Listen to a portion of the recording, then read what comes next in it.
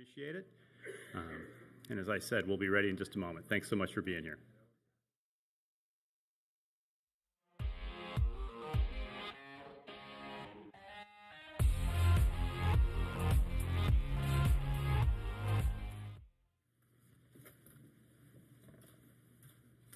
Again, good morning and welcome, and thanks to everyone for coming. It's a very exciting day for the Mariners, and I'm excited you're all here.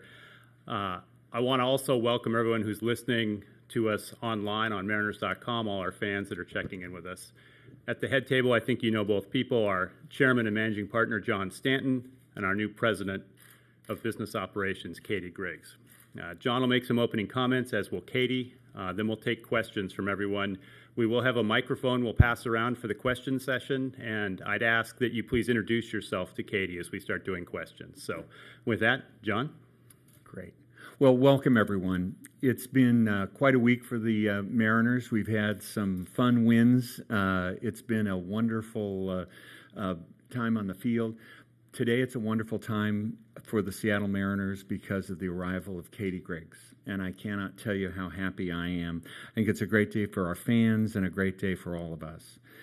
As you know, in February, we started a search for a new president of business operations. I was looking at my calendar yesterday, and I saw that on February 25th, roughly 5 months ago, I had a call scheduled with Jeff Rakes. And in that call, I asked Jeff, who's here today, to chair the search for a new president of the Seattle Mariners business operations. Jeff and I agreed that we needed to have a rigorous search. We had to have a search that was inclusive, and we had to have a national search, a search that would enable us to find the best possible candidate to lead the organization, and that we wanted a truly exceptional leader for the business operations of the Seattle Mariners. Jeff and I talked about the importance of including all of the constituents of the Mariners, and I'm thrilled that the entire committee is here today. It's kind of funny, in the age of the pandemic, I think it's the first time that the entire group has been in the same room together. The group included 4 leaders from the community. Former City Council member Martha Cho, former State Representative and Kraken Executive Eric Pettigrew, Devin Pritchard, who's the Executive Vice President of Nintendo, and I know I'm supposed to say businessman, but I think super fan as well as businessman and Diamond Club member, former Little League coach Eddie Poplowski. From our front office, we wanted to make sure that we included different parts of the organization. Monica Marmoleo, who is our controller, Charles Johnson, who is in charge of our partnerships, Juan Rodriguez, who is the director of ballpark operations, and Kevin Martinez, who's our senior vice president of communications and marketing. We have one person on the committee who plays 3 roles for us, and that's Dan Wilson. Everyone knows Dan as a former player. He's also a coach for the team, and he also is on the broadcast team, and he brought a unique perspective to our search process. Lastly, from the ownership group, in addition to Jeff Rakes and myself, we had Betsy Larson, who's on the board as well as a partner in the organization. I'm thrilled and thankful of all of them, but most of all, I have to express my appreciation to Jeff Rakes. Jeff has run a rigorous process. I think many of you know he's the now former chair of the Board of Trustees at Stanford University, and he ran a process that really was based on the inclusiveness of a search in an academic world. And I think that the consequence was for us to see over 100 candidates, the opportunity to see candidates that represented different aspects of sports community and some candidates from outside of sports. I think you've all seen the quote sheets, and I'll read a couple of comments from the quote sheets from members of the committee. Members called her laser-focused on fan experience, a proven leader, the real deal, an important driver on our path to winning championships. And I would add that from my perspective, Catie brings a passionate desire to serve our fans and serve the community and contribute to our winning championships. She has a keen and strategic intellect. That enables her to see things that other people miss. In Atlanta, she turned a city that largely was not a soccer town into a soccer community, winning championships and hosting an all-star game. Every person in our group that met Catie had the experience that she was talking specially to them, because it's true. Catie will be responsible for the sales and marketing and communications organization, for HR, for IT, for finance, and for ballpark operations. She'll work alongside Jerry DePoto, who will also report to me running our baseball organization. I present to you the new president of business operations of the Seattle Mariners, Catie Griggs. Catie?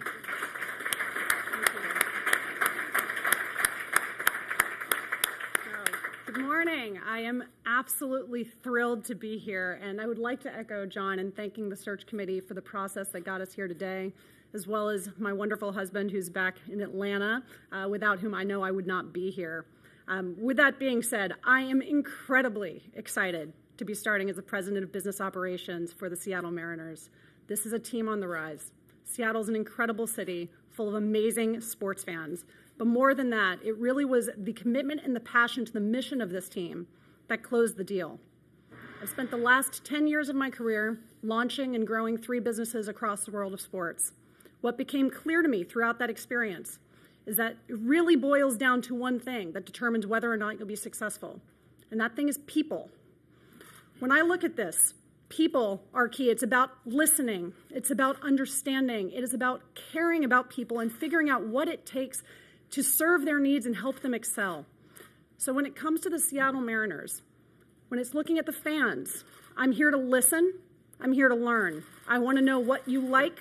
I want to know what you don't like. I want to know what it will take to make the Seattle Mariners the single best experience in the city of Seattle, and moreover in sports, to bring people together around a shared passion for the sport of baseball. When I look at internal staff, my goal is to create and support a culture and an environment in which inclusivity, passion, and innovation, and a desire to serve our community is completely pervasive in everything that we do. And when I look at our players, Jerry and the baseball operations staff, I aspire to meet the grittiness and the championship mentality that they bring to the field every single day in the front office. I am highly aware that the more effectively we are able to galvanize the Pacific Northwest and the better experience that we're able to create so everyone wants to be a part of it, the more resources they're going to have to bring a trophy back to the city of Seattle. So I truly believe this is an incredible opportunity. It's a fantastic city. It's the right time, and I really believe it's the right group of people for amazing things to happen, and I can't wait to be a part of it. So I look forward to taking your questions. Appreciate it. Thank you. And again, we'll take questions. Rebecca has a microphone. Shannon? Welcome, Catie. Shannon Dreyer, 710 ESPN Seattle, back here in the back. Hello. We heard so much about the process in finding the right person for this job. I'd love to hear a little bit about it from your perspective and what you learned through this process and why this was the fit for you. No, I appreciate that. So for me, it was intriguing. I've had the opportunity to view a lot of job descriptions over my years and have a lot of conversations. What really stood out about this process, this organization, and the approach that they took for this role was the extent to which it wasn't only about what are the skills that will help someone be successful. It was about what is the type of person they're looking for and what are the values that he or she holds. And for me, that really resonated. You know, it was something where this wasn't something that was immediately a mover. I'm like, oh, of course. But it was immediately clear in speaking to all of the men and women sitting along the side of the room right now, how passionate they are about this city and this team and the desire that they have to do amazing things. And for me, that's something that gets me excited, and I really can't wait to get started. Stoney, bring the mic over. Larry Stone, Seattle Times, welcome. Thank you. I believe among the 30 major league teams, you are now the first woman to hold the president role. Do you welcome the pioneer aspect of this hire? When I look at, I get that type of question a lot, and I've had the privilege of holding a lot of senior level roles and being the first. I think it is a privilege and an honor to set a path for other people to follow. With that being said, I truly view my role in this organization and every organization as being the absolute best leader I can be, and that has nothing to do with my gender. So with that being said, it's a privilege and an honor, and one I take very seriously, but it's not something I spend a lot of time thinking about. Tim? Hi, Katie. Tim Booth with the Associated Press. Welcome. Thank you. Was baseball something that you had always been interested in getting into? I mean, you worked for a couple of organizations, and then you worked for Atlanta United, or was this sort of, to use a baseball term, out of left field, this opportunity? No, it was an incredible opportunity, no doubt. But it's interesting. I think one of the things that undoubtedly wouldn't have come across in my LinkedIn profile or any resume that y'all may have been looking at, I grew up with a batting cage in my backyard. I grew up playing Little League ball. My dad and I spent a lot of nights at the old Durham Athletic Park watching the Durham Bulls play when they were a single-A affiliate of the Braves. Baseball has always been a part of my life. It's a passion for mine. It's something where I have a 5-year-old son at home, and he absolutely loves the game. So for me, it wasn't something I was actively looking for, but it's something I'm actively looking forward to being more involved in going forward. Daniel? Hey, Katie. Daniel Kramer with MLB.com. Hi. Welcome. These past 4 or 5 years with Atlanta United, building a product from the ground up, just how fulfilling was that? What were some of the challenges you learned, and how much did you take away from Arthur Blank as well? Yeah, no, it was a privilege. It's been a privilege to have the opportunity to do that. I think one of the things that helped us be as successful as we were is that truly myopic focus on fan experience and fan engagement, and ensuring that what we were delivering was meeting the needs of our fans as they were, not as we would imagine them to be. And I think when you look at what I would hope to take to this opportunity, it's that same mindset. It really is about understanding the fans of Seattle, understanding what they are hoping to do, what they want to experience, and ensuring that we're doing everything we possibly can from an operations and presentation and experience standpoint to deliver against it. Jen? I'm going to piggyback on that one. I'm Jen Mueller from Root Sports, the Hi. TV broadcast team. So where does that plan start? How quickly will you start either surveying fans or implementing some of these ideas that you have in mind? Well, I have to start first. So my first day is going to be later in August, but it's something where it really is a top priority to just get on that listening tour, get in front of our fans of today, but actually equally as importantly, perhaps lapsed fans and our fans of tomorrow. So that is something that as soon as I get started, that will be very, very early on my to-do list in terms of getting in front of those audiences and listening to them and hearing what they have to say. Chris? Hi, Katie. My name is Chris Daniels. I'm with King 5. We're your neighbors across the street with the big logo there. I know that you've been in sports for a while. You've been with the Atlanta United.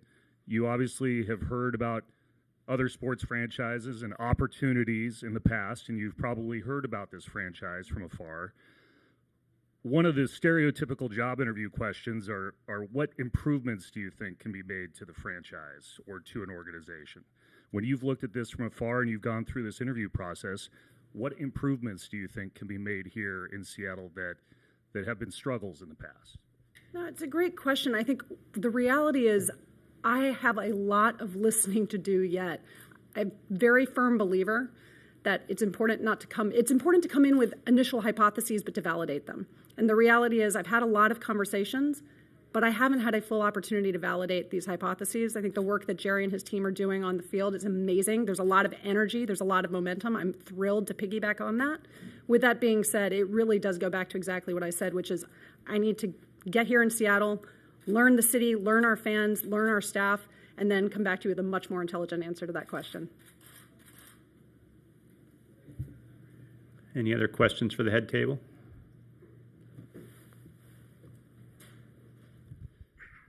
Andy Amashta, Seattle Times. You mentioned that one of the things that attracted you to this position was that they were looking for someone who would really have values. What values do you hope to bring to this organization? I think it really goes back to what I said in my opening statement, which is I am incredibly passionate about people, right? And when I talk about people, it is our fans, it is the broader community of Seattle and the Pacific Northwest, and it is our staff. So when I look at the values I'd be hoping to bring, it really is that human first lens. I think one of the unique opportunities here in Seattle in particular, and for this organization at this time, I see no reason This should not be the most progressive team in Major League Baseball. I think that's low-hanging fruit. I think we can get there. I think there's a path to do it. When I say progressive, yes, I do mean diversity, equity, and inclusion. But I also mean about thinking forward from a technology standpoint. I also mean about thinking through what are those new and emerging ways in which we can engage with our fans 24/7, 365. So that's a challenge I'm really, really excited to take on, and part of the mentality I will be bringing to this role.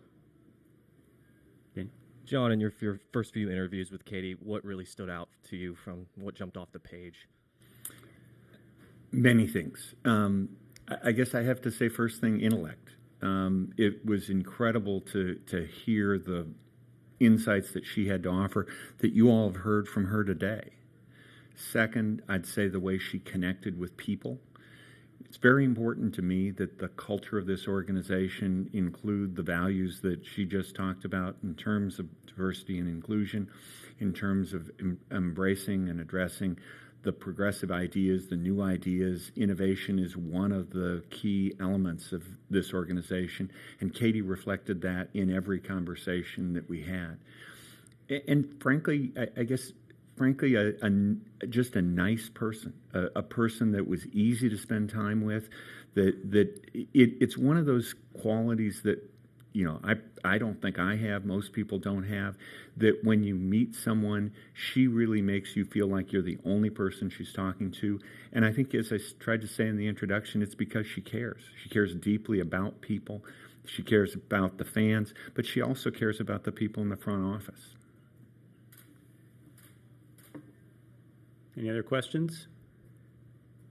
Well, thank you. Catie will be available on the left side of the stage, the right side from the audience. John Stanton will be available on this side if you have any follow-up. Thank you. Thank you.